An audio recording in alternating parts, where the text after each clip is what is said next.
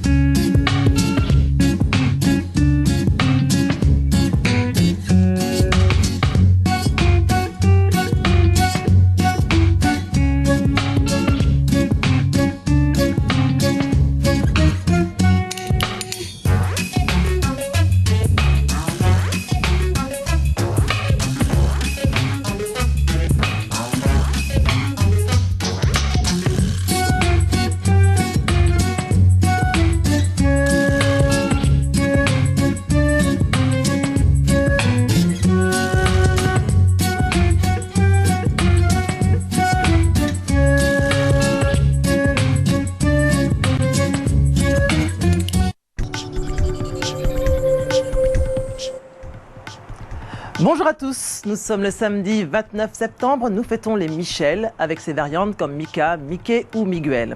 Aujourd'hui, la journée diminue de 3 minutes avec un coucher de soleil à 19h32 dans la capitale, 19h25 à 3. Les coefficients de marée sont de 88 et de 91. Et ce matin, faisons un retour dans le temps jour pour jour le 29 septembre en 1988. Le Bangladesh connaît de terribles inondations. Situé à l'est de l'Inde, il est de nouveau victime d'inondations qui laissent 30 millions de personnes sans abri. Ce jeune État subit d'ailleurs régulièrement des inondations catastrophiques. Voilà pour ce retour dans le temps. Excellente journée à tous et bon week-end.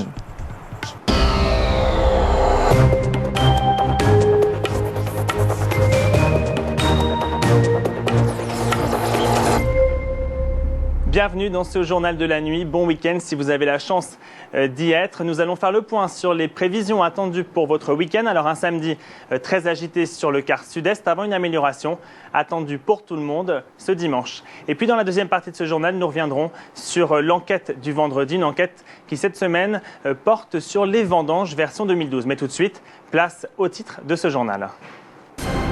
Ce samedi, la perturbation continue d'avancer de la Bretagne à la Belgique. Elle donne des bruines et des pluies faibles généralement sous ces nuages. Tandis qu'en journée, la dégradation pluvio-orageuse s'annonce importante, notamment sur le sud-est, avec des températures qui seront fraîches le matin où le ciel sera clair. Et puis dimanche, le temps sera agréable mais frais. Notre séquence observation à présent avec, vous allez le voir, la disparition des averses, mais le retour de brouillard et de nuages bas.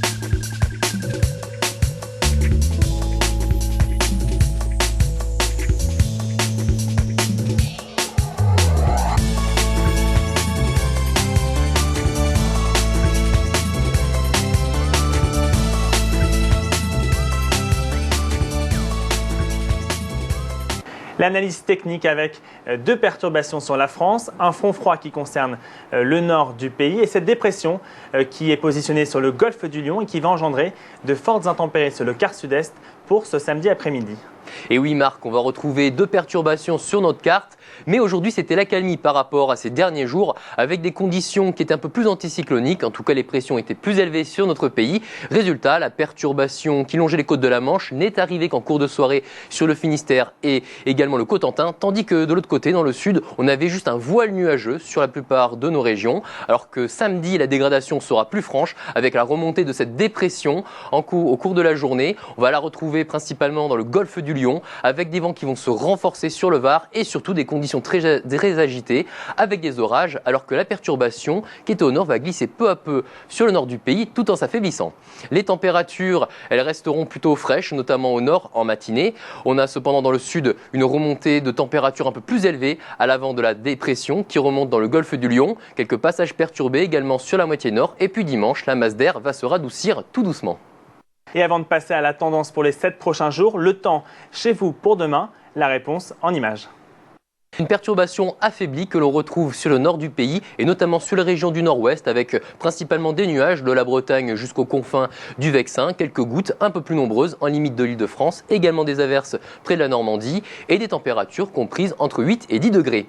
Dans l'après-midi, cette perturbation va glisser assez rapidement en direction de l'Anjou, également de l'Orléanais, en perdant encore plus de son activité. Résultat, vous retrouverez davantage d'éclaircies, notamment de la Bretagne jusqu'à la Normandie, avec des températures de saison. Sur le bassin parisien, vous aurez à peu près les mêmes conditions avec un ciel plus nuageux sur le sud de l'Île-de-France, également en remontant vers les Ardennes, mais les précipitations vont s'estomper au fil des heures sur la région parisienne. Dans l'après-midi, les éclaircies vont d'ailleurs l'emporter, notamment sur la Normandie, également vers le plateau Picard, des éclaircies qui vont peu à peu gagner du terrain en direction de l'Est parisien. Sur le nord-est, les conditions seront plutôt ensoleillées, notamment sur la Lorraine, également sur l'Alsace, avec des températures très fraîches à l'aube. En revanche, elles seront un petit peu plus élevées du côté du Nord-Pas-de-Calais, sous les nuages, avec la perturbation qui va progresser dans l'après-midi, qui va quitter les Ardennes en direction de la Lorraine, avec un ciel très nuageux, de moins en moins de précipitations et des températures qui seront globalement de saison un petit peu plus fraîches près des côtes de la Manche. Sur le centre-est, vous aurez un temps plutôt coupé en deux, donc avec la partie sud du centre-est qui sera sous les nuages et les précipitations déjà près des Savoies dues à cette perturbation. Un ciel plus voilé du côté de la Bourgogne avec des températures plus fraîches. Et dans l'après-midi, on va conserver à peu près cette limite avec un ciel très nuageux sur la région lyonnaise et des températures beaucoup plus fraîches sous les nuages et déjà quelques foyers orageux sur les Savoies. Sur le sud-est, les conditions seront beaucoup plus compliquées avec beaucoup de vent sur l'ensemble des côtes, des orages qui vont commencer à se déclarer en cours de matinée du côté des Pyrénées, également sur la Corse. Et c'est surtout dans l'après-midi que les orages vont se renforcer avec de fortes pluies sur le Languedoc et le Roussillon, également des orages violents accompagnés de grêle du côté de la Corse. Sur le sud-ouest, les conditions seront également comme pour le centre-est, avec des conditions en limite, avec un ciel très nuageux sur le sud-ouest, des orages qui vont se développer sur les Pyrénées. Et dans l'après-midi, l'activité pluvieuse va se renforcer avec des pluies qui vont remonter des Pyrénées jusqu'au Massif central. Toujours un peu plus d'éclaircies près de La Rochelle avec des températures plus douces. La tendance à présent pour les 7 prochains jours et après ces intempéries qui ont concerné le quart sud-est. Au cours de ce week-end, on attend une nette amélioration malgré le passage de quelques fronts sur le nord du pays, Emmanuel. Et oui Marc, on va retrouver cette dégradation encore pour la journée de dimanche due à cette dépression qui finalement va rester un peu plus longtemps que prévu du côté de la Corse. Elle va générer encore beaucoup d'instabilité sur la Provence, également en limite des Bouches-du-Rhône ainsi que sur la Corse. Alors en marge de tout ce temps perturbé, on retrouvera le reste du pays avec finalement des conditions qui redeviendront beaucoup plus calmes. La faible perturbation va disparaître sur ces régions et laissera place à de très belles éclaircies en marge de cette perturbation un peu plus active mais qui circulera du côté des îles britanniques. Résultat, ce sera plutôt un ciel dégagé de l'ouest jusqu'au nord-est avec des conditions assez fraîches en matinée, mais les températures remonteront et deviendront de saison dans l'après-midi, tandis que vers le sud-est, les conditions seront beaucoup plus nuageuses, également pluvieuses du côté de la Provence et de la Corse. Pour le début de semaine prochaine, lundi, la perturbation va approcher des côtes de la Manche. Elle arrivera plutôt en milieu de journée du côté de la Bretagne. Elle sera accompagnée parfois de précipitations, mais surtout d'un renforcement du vent, avec les isobars qui se resserrent sur les côtes de la Manche. En Méditerranée, ce sera encore un peu de Mistral que vous aurez du côté de la vallée du Rhône et encore de l'instabilité sur le Mercantour, également sur la Corse, avec des températures en hausse sur le sud-ouest notamment, où on pourra approcher les 20 degrés. L'évolution pour mardi prochain, la perturbation va progresser à l'intérieur des terres. Elle va peu à peu perdre de son activité. On retrouvera finalement que quelques nuages, tandis qu'une nouvelle perturbation va approcher sur les côtes de la Manche et notamment par la Bretagne, avec le vent qui va à nouveau se renforcer, des pointes jusqu'à 80 km/h sur les côtes et un temps plus nuageux sur la moitié nord, tandis qu'au sud on conservera encore d'assez belles éclaircies et des températures plutôt élevées. Pour mercredi, la perturbation va s'effilocher sur place. On va avoir un dégradé nord-sud avec des conditions anticycloniques sur le sud-ouest également en Méditerranée, tandis que plus au nord on retrouvera encore la dépression située au nord de l'Écosse et un front qui va onduler près de la Manche. Résultat, le temps sera plus nuageux au nord et plus dégagé au sud. Pour jeudi, l'anticyclone pourrait finalement vraiment s'installer sur le pays. Ce scénario optimiste devrait l'emporter. Et également pour vendredi, avec des conditions qui devraient rester anticycloniques et des températures qui remontent. Et comme tous les vendredis, place à notre actualité qui cette semaine porte sur les vendanges 2012. Alors la filière viticole française compte à elle seule près de 70 000 exploitations et figurez-vous qu'elle emploie plus de 250 000 personnes. Alors le chiffre d'affaires au niveau national, il est conséquent, près de 15 milliards d'euros. Et figurez-vous qu'à l'export, nous exportons plus de 7 milliards d'euros de vin et ce à travers le monde entier. Alors malheureusement, cette année, les conditions météo ont été défavorables. Regardez ces chiffres, on note une baisse de 13%. Alors en 2011, c'était une année exceptionnelle, nous avions récolté pratiquement 51 millions d'hectolitres. Et bien en 2012, il n'en est rien, conditions météo défavorables obligent, ces rendements ont baissé. Nous avons vendangé uniquement 42,5 millions d'hectolitres. Et on retrouve à présent Cyril Duchesne qui vient nous expliquer pourquoi les conditions météorologiques ont été défavorables pour ces vendanges 2012.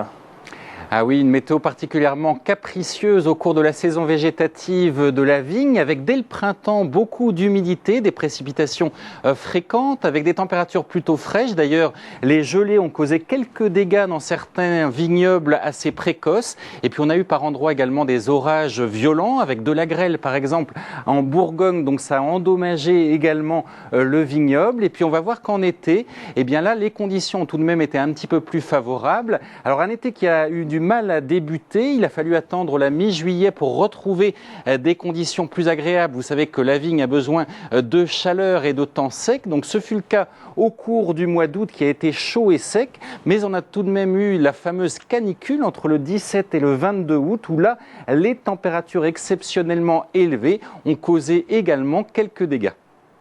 Et on passe à présent à la carte des zones viticoles de France. Alors, vous les voyez, ces zones, elles affichent pour la plupart des baisses. Alors, on ne les a pas toutes mises parce qu'il y en a beaucoup trop.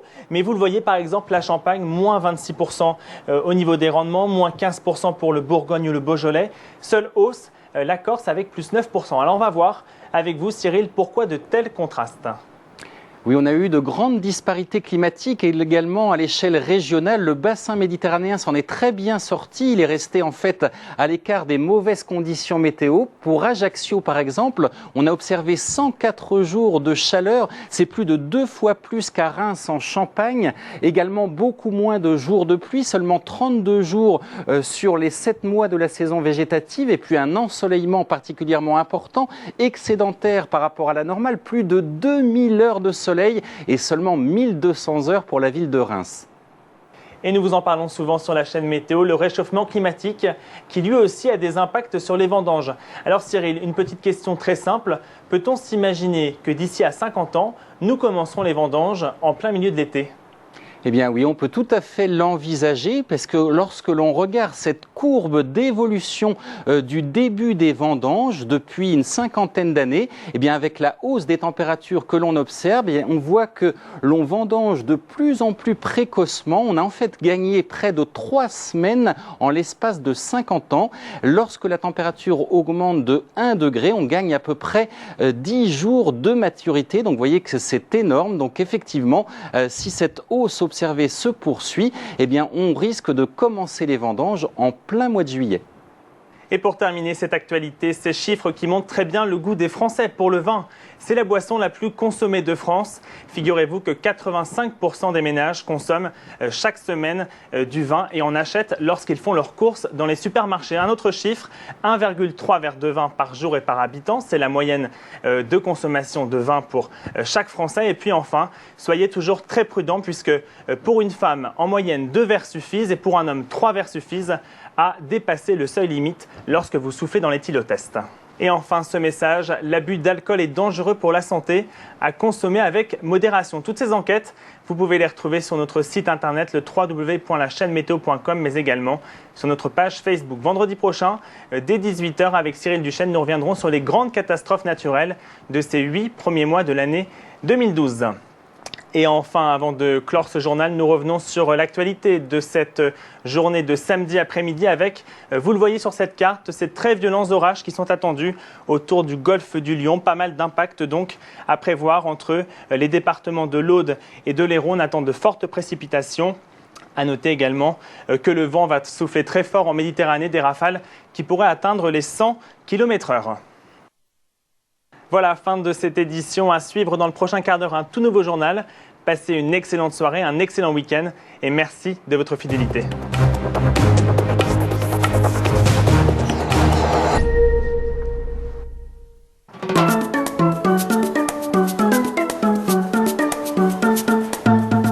Faisons un petit tour pour voir le temps qu'il va faire sur les îles et les territoires d'outre-mer. On va commencer comme d'habitude avec Saint-Pierre-et-Miquelon. En marge d'une perturbation, vous aurez un ciel voilé sur ces deux îles avec des températures comprises entre 15 et 16 degrés. C'est beaucoup plus doux près des Bermudes, mais également beaucoup plus instable.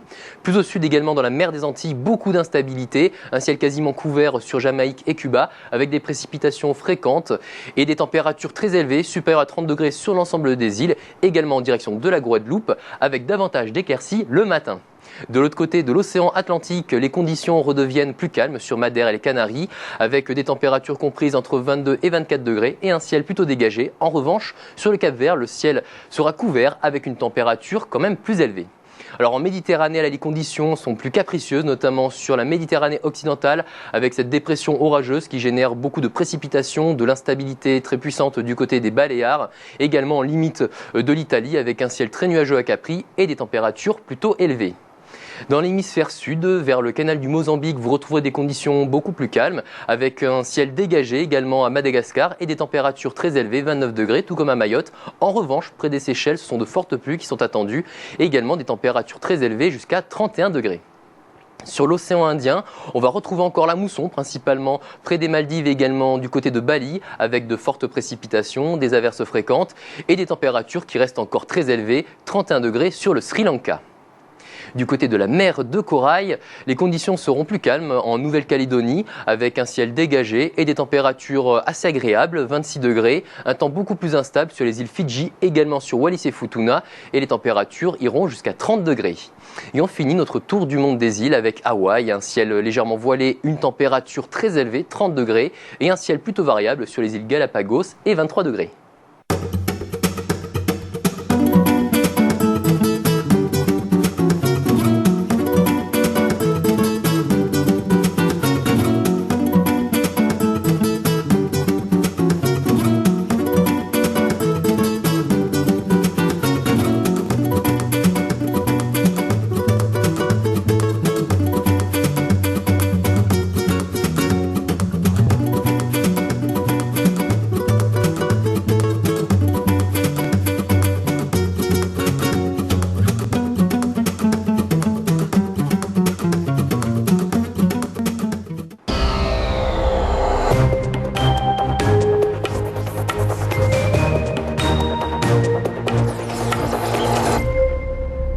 Bienvenue dans ce journal de la nuit. Bon week-end si vous avez la chance d'y être. Nous allons faire le point sur les prévisions attendues pour votre week-end. Alors un samedi très agité sur le quart sud-est avant une amélioration.